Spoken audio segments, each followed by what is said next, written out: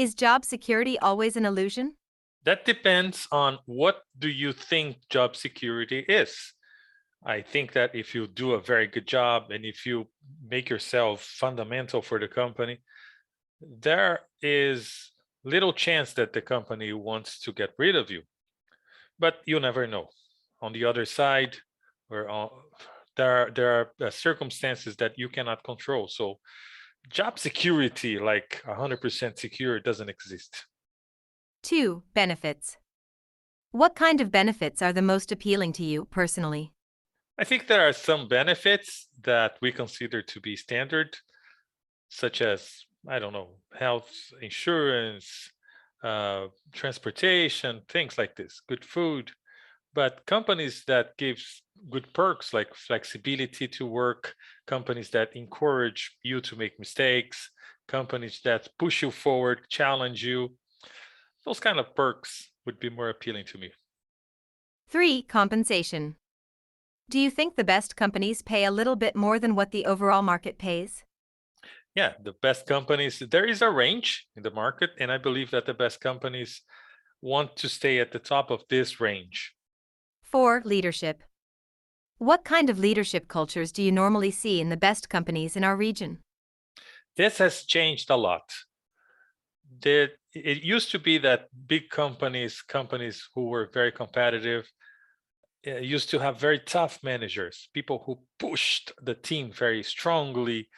And now it's a little bit different. I think leaders are the people who understand their teams and their team members and who can get the best out of them using psychology, different approaches. It's much more technical now and it demands a lot more soft skills. 5. Culture. Can you please describe the kind of company culture that would make you very interested in it? Who creates company culture? I prefer not to answer this question because I am immersed in a different kind of situation. In English schools for so many years, it's a little bit different here. 6. Recognition. What kind of recognition do you expect when you work for a very special company? Well, the thing that I see people complaining a lot is that when you make mistakes, everyone sees it. And when you get it right, very few people sees it. But on the other hand, I think you also must be fair. If you do something exceptional once, don't expect the company to praise you for it. You have to be consistent.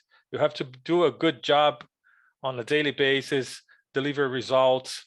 And if your company doesn't appreciate it, others will. 7. Flexibility. Do you expect the company to have flexible hours? To be able to allow you to choose some of your projects? To encourage you to take risks?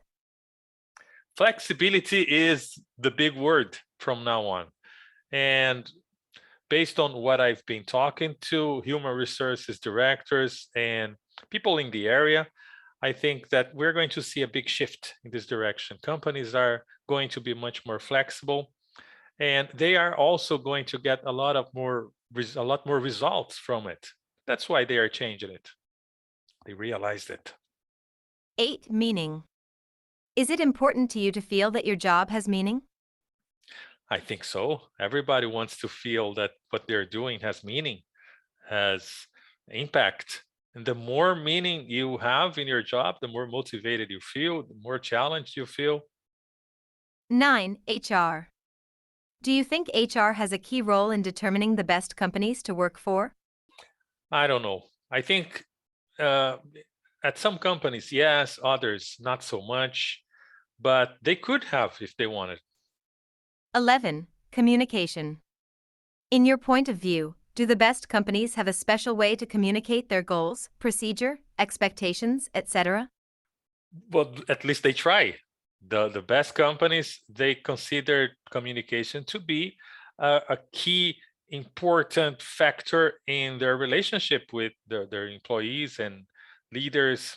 So they do their best in order to communicate better every day. 12. Clout. Would you be attracted to a company because they are perceived to be very important in the area? I think a lot of people want to work for some companies because of the name, because of the cloud, and this is pretty normal.